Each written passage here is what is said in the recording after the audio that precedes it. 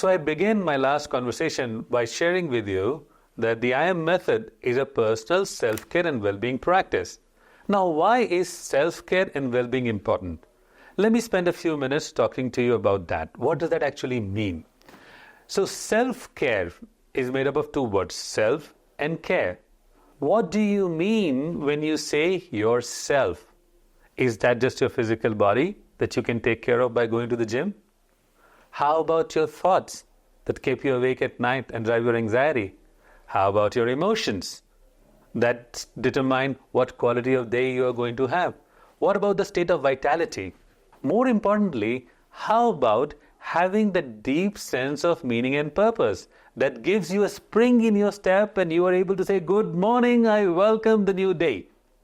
So self-care is allocating time, effort, and care to nurturing all levels of ourselves. That means the well-being of our physical body, our emotions, our thoughts, how we engage with the world, which is how do we engage with our families, how do we engage with the workplace.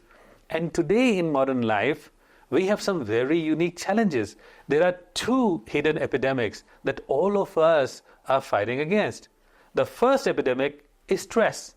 So stress is a biological mechanism that is inbuilt into our body. So the basic mechanism of stress, of flight, fight, or freeze response comes from primitive times where that mechanism was inbuilt so we could outrun animals if they were chasing us.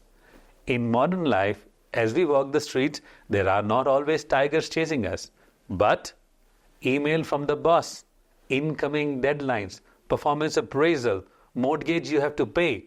All of these challenges trigger the same mechanism within our body of fight, flight, or freeze, making us sympathetic dominant, increasing our cortisol level, leading to inflammation and a whole host of health conditions. That's why learning to take some time where you can develop resilience and learn techniques of letting go of stress and all the downstream side effects is very, very important towards enjoying a wholesome life. The second epidemic that we are all having to confront is loneliness and lack of purpose. Many times in our life, we may have many, 1,000 Instagram friends and 50,000 Facebook friends, but how connected we really are with people in our lives. What's the level of depth and authenticity in those connections? How much are we able to express ourselves freely? How much of what we do in our life is connected to what we would say a unique self-expression, what makes us uniquely human, giving us a deep sense of meaning and purpose in our actions and all that encompasses our life. So self-care and well-being is a practice that allows us to deepen both the aspects. It helps us build resilience so we can access peace, tranquility, and great state of emotional and mental health. And at the same time, deepening a sense of meaning and purpose so we live a life of connection. We live a life of meaning. We live a life of self-expression. Something that allows us to nurture our most beautiful self. This has never been more important than now in the 21st century. Basic statistics will tell you that 1 out of 3 people have a clinically significant mental health condition.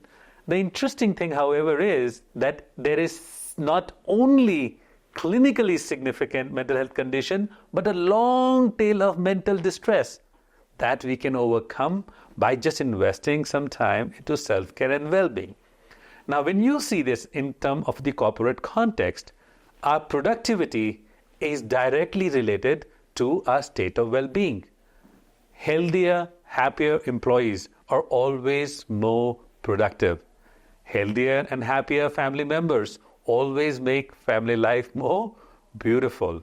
So let me sum up by saying the true experience of being alive really lies in living a life powerfully and living a life we love with full self-expression.